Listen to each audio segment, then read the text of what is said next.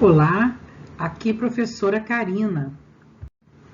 Na aula de hoje, faremos uma revisão de números binomiais. Na segunda aula, uma revisão de probabilidade. E na terceira, uma revisão de matrizes e determinantes, resolvendo exercícios que constam de uma lista de revisão para a segunda R, que já está postada no AVA com resolução.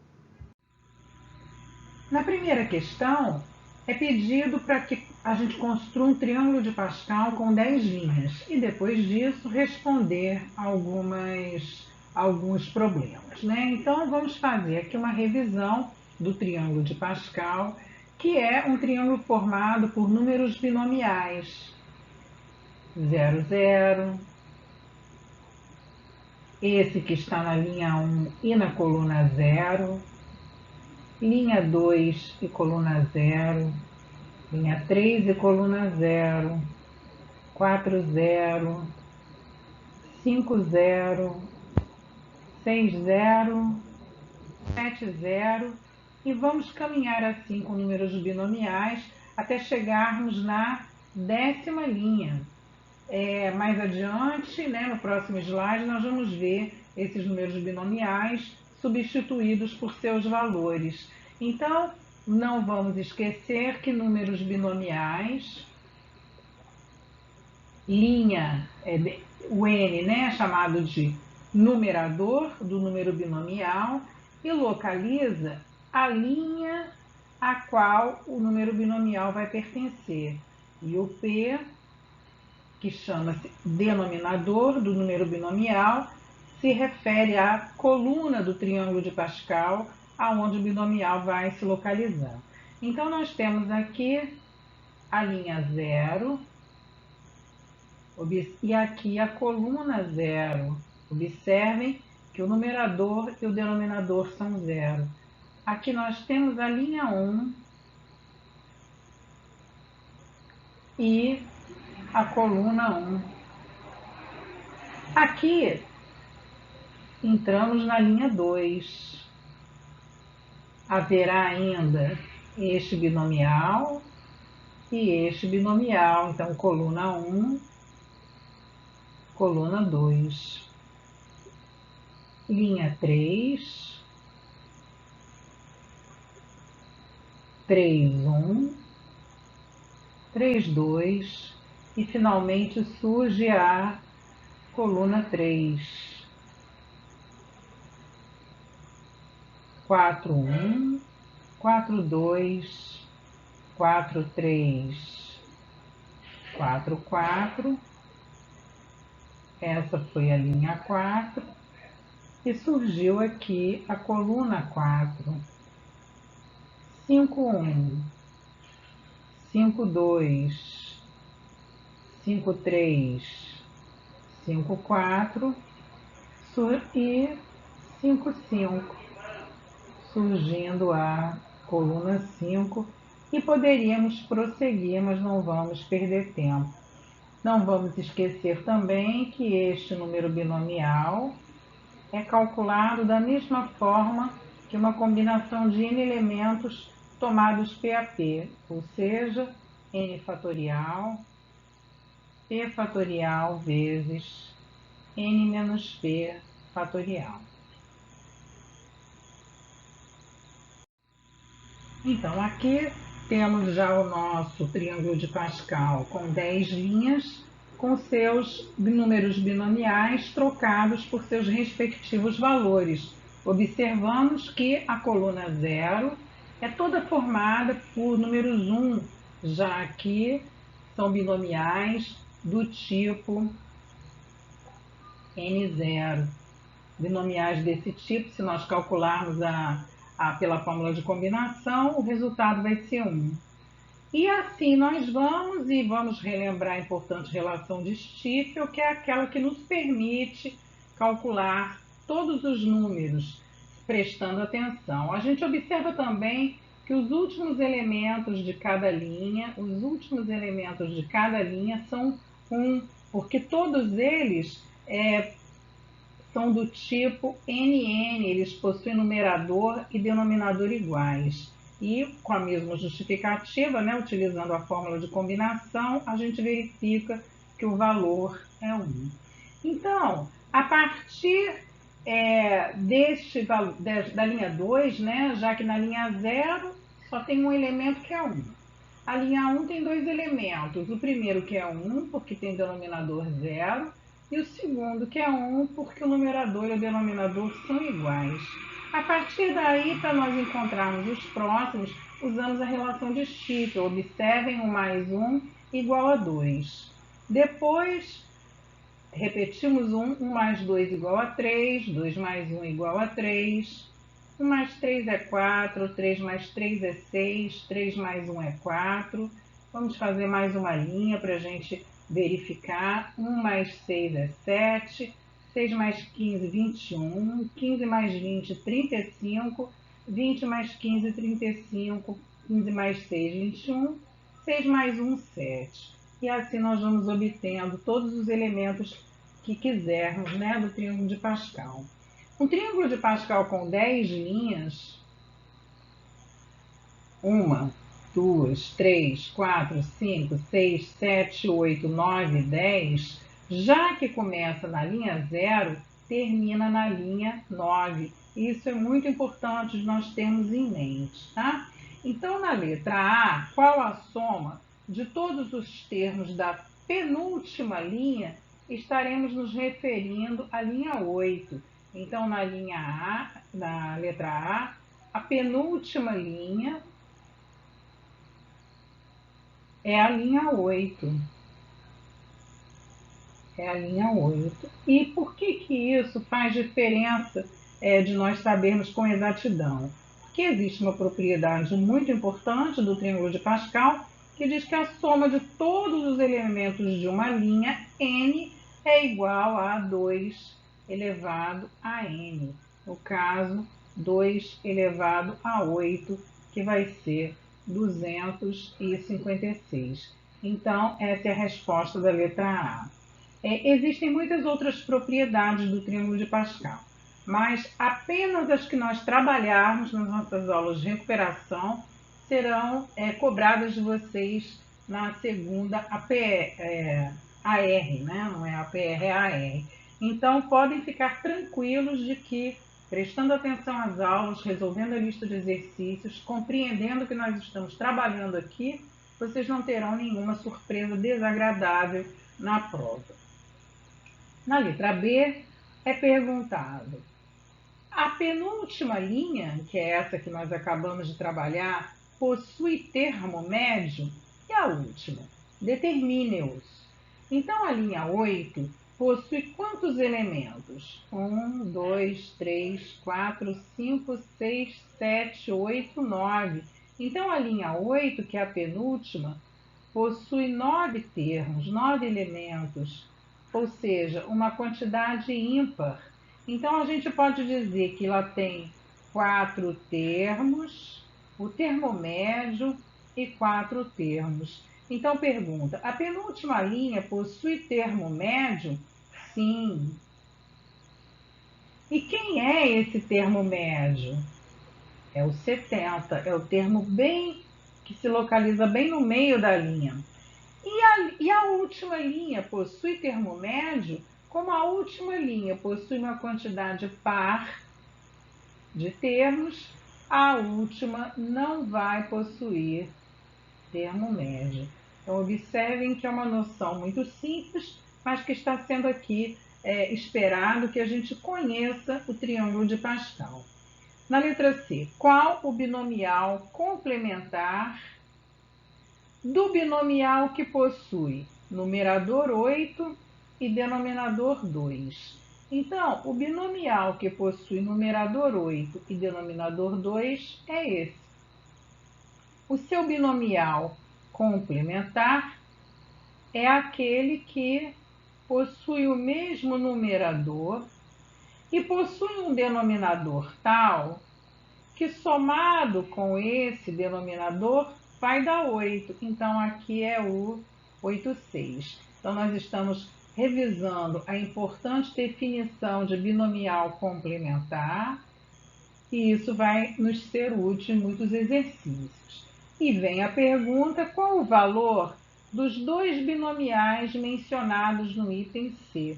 Então, de nossos estudos anteriores, sabemos que quando dois binomiais são complementares, eles têm o mesmo valor. Então, o binomial 8,2 tem o mesmo valor do binomial 8,6. E se nós formos calcular pela fórmula de combinação, teremos 8 fatorial sobre 2 fatorial vezes 6 fatorial em ambos. 8 vezes 7 vezes 6 fatorial, 6 fatorial vezes 2.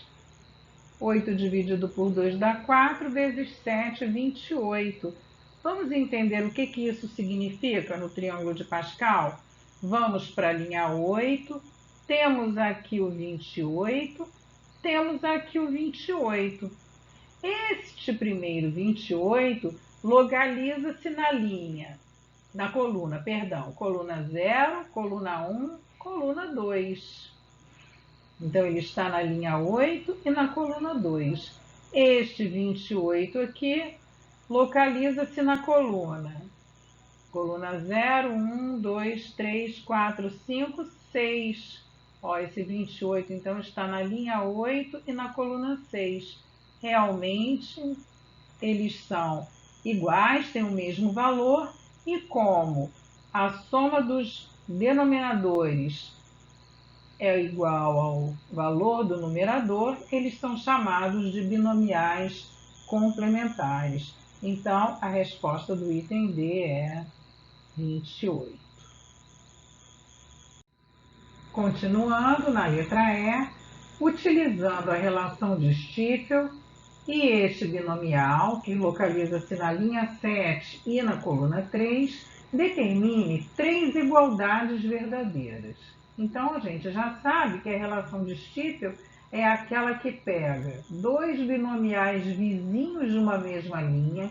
Então, se eles estão na mesma linha, e quando nós formos descrever o seu numerador, a gente tem que usar a mesma incógnita, né?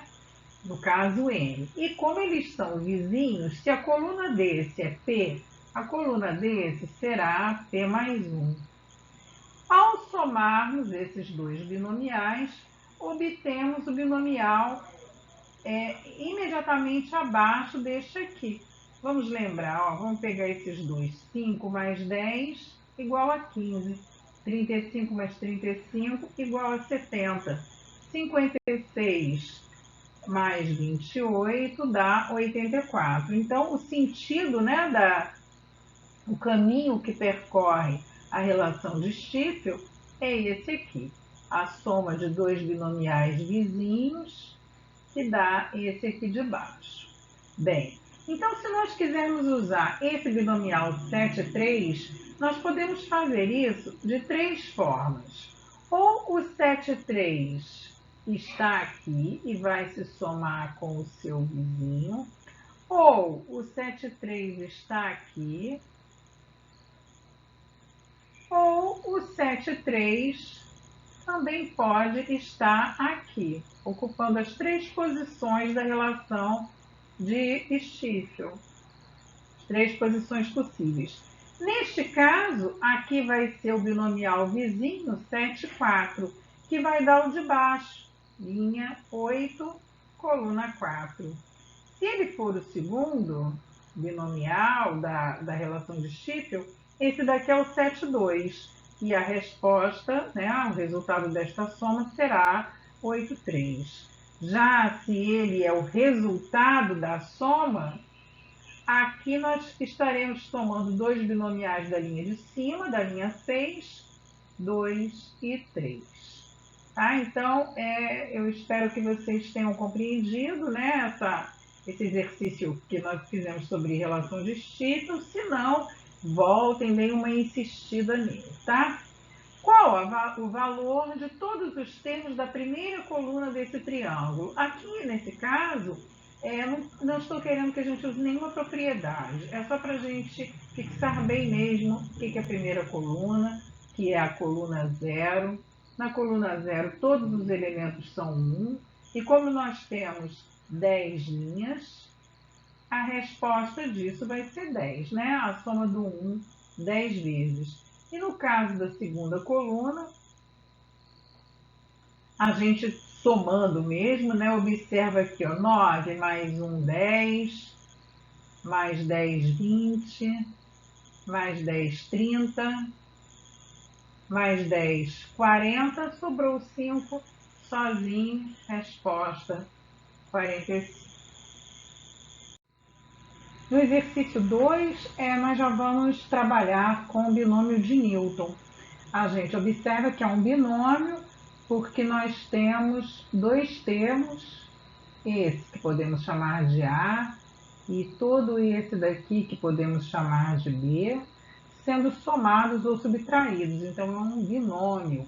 E ele está sendo elevado a 9, ou seja, o expoente é 9, então é um produto notável que nós aprendemos uma forma, por meio de expressões, de resolver. Então nós vamos fazer aqui uma revisão, espero que detalhada, para que vocês consigam captar o que ainda está confuso para vocês, se é que acontece isso. Como o expoente é 9, toda a linha 9 do triângulo de Pascal vai ser útil para nós. De que forma? O 1 é o binomial 9, 0. Aqui temos o binomial 9, 1. Todos estão na linha 9 e nas colunas 0, 1, 2, 3, 4, até 9, né? 9, 5, 9, 6, 9, 7, 9, 8, 9, 9. Então, o que nós precisamos entender, relembrar, que é a parte que fala sobre o termo geral do desenvolvimento, é que já que o expoente é 9, se nós fôssemos desenvolver todo este produto notável, que todo este binomial, né, desculpa, esse binômio, nós teríamos neste desenvolvimento 10 termos, tá? Então, quando, por exemplo, nós fazíamos a mais b ao quadrado, trabalhávamos com a linha 2.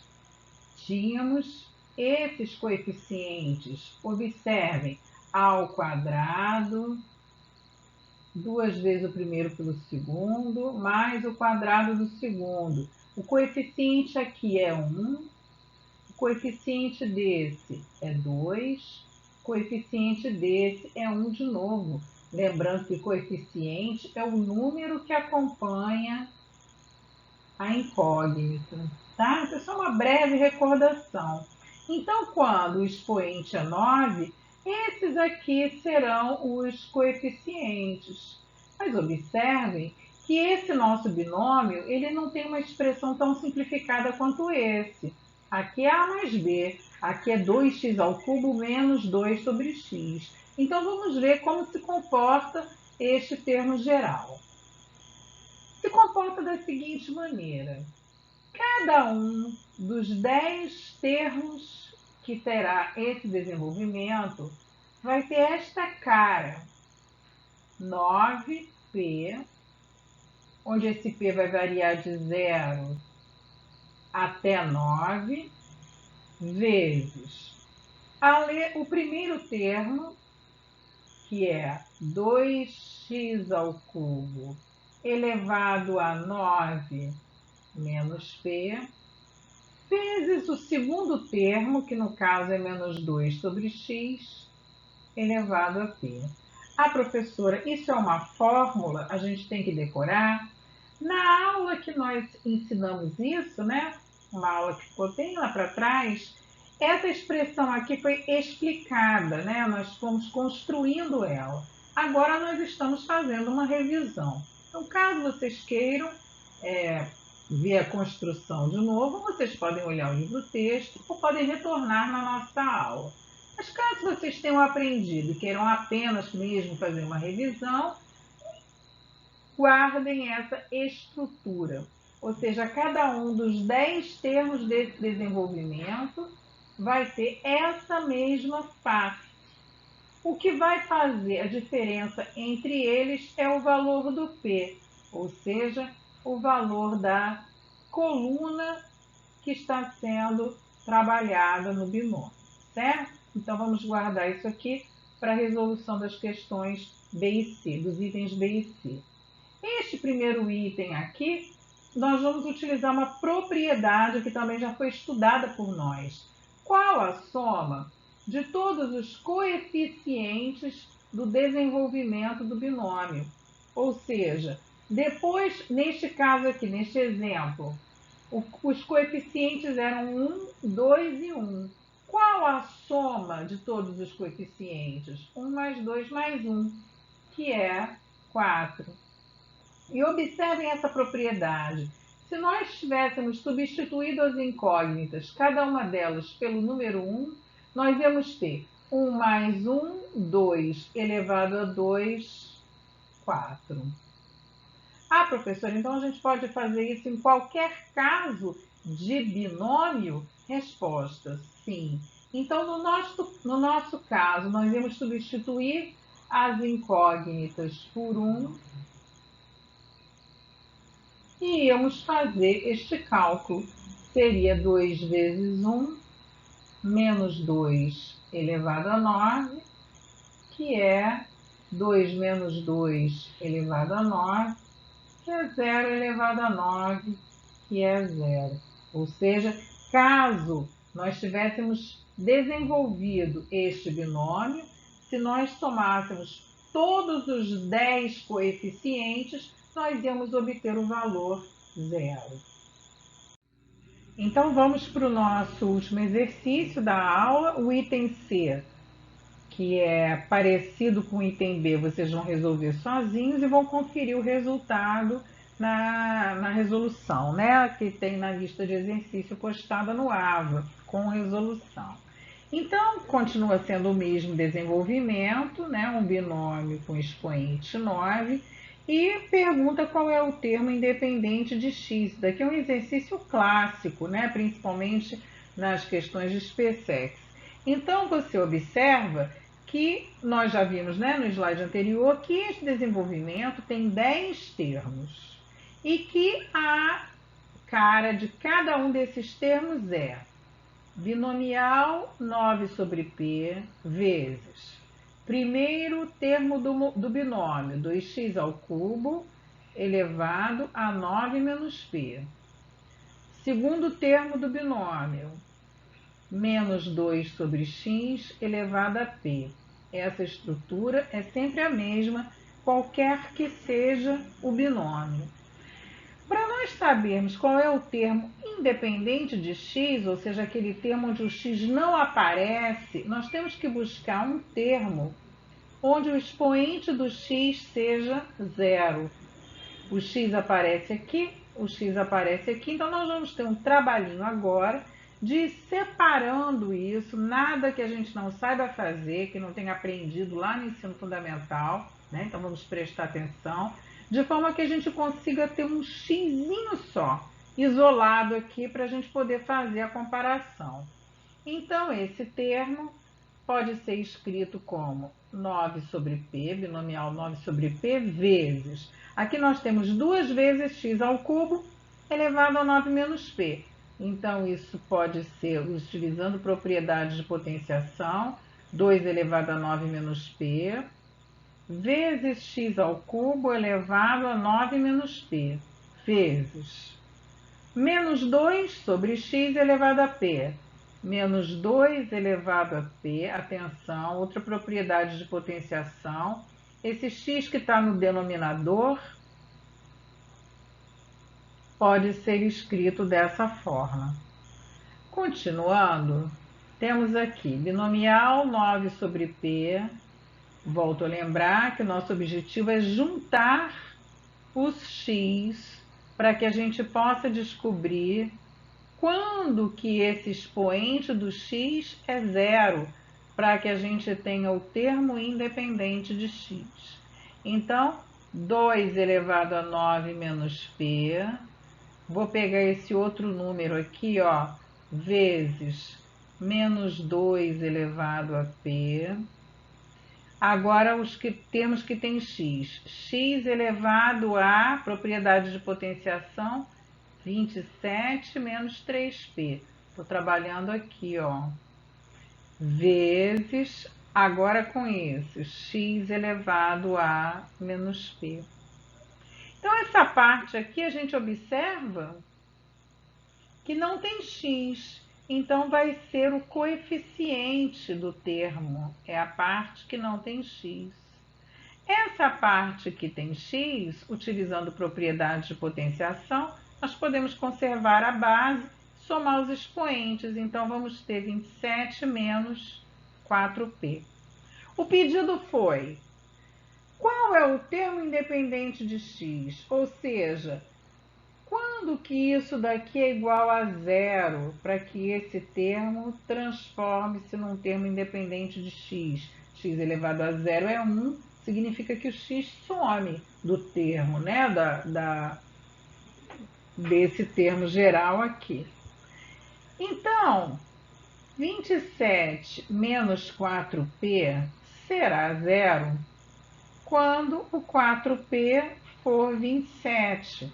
Ou seja, quando p for 27 sobre 4, que não é um número natural.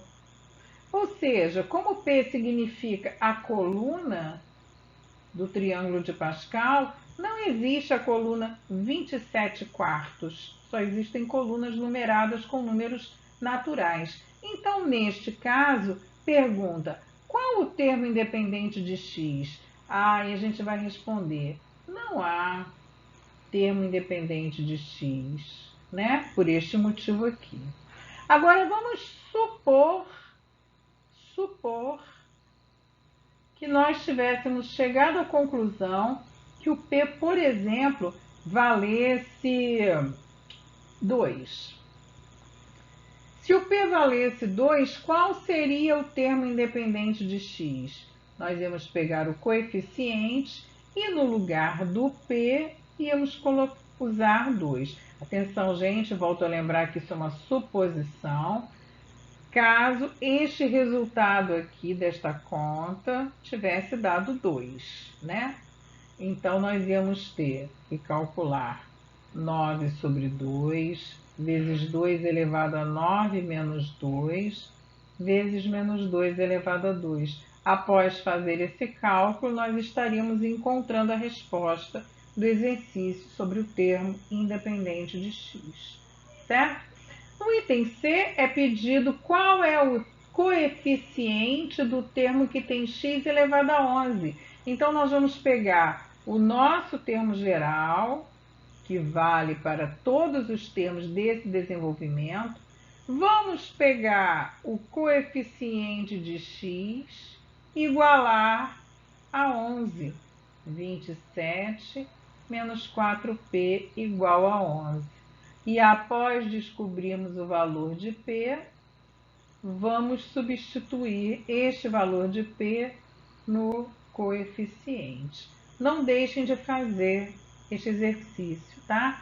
Eu tenho certeza que ele parece muito complicado, mas se vocês repetirem 2 vezes, né, a letra B e a letra C, vocês vão compreender. Bom, moçada, por hoje era só. Na próxima aula vamos fazer uma revisão de probabilidade. Até lá!